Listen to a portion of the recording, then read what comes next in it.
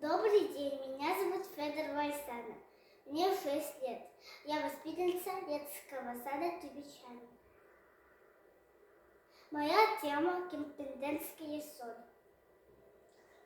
В состав соли входят полезные микроэлементы и минералы. Соль полезна для здоровья для людей и для животных.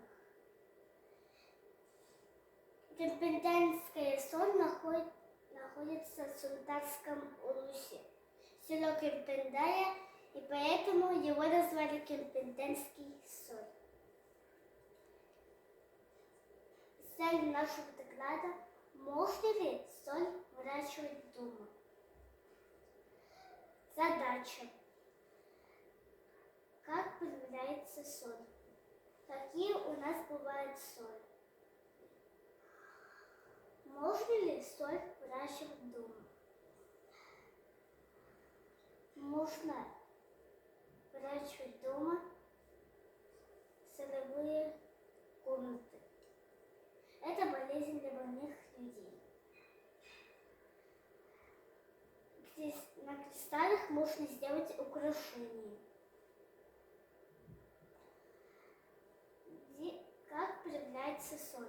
В шахтах, озерах, море. Какие у нас бывают соли? Пищевая, морская, каменная. Где используют соли? В еде, корм для животных, больница, и можно помыть посуду. Первый эксперимент. Ищем соли. Мы выбрали кемпинденский соль. Второй эксперимент. Берем горячую воду, делаем солевой раствор, привязываем нитки карандашом, закрепляем карандашом ниткой и ждем несколько дней. На следующий день можно увидеть маленькие кристаллики. Через месяц он становится готов. Все можно снять с воды.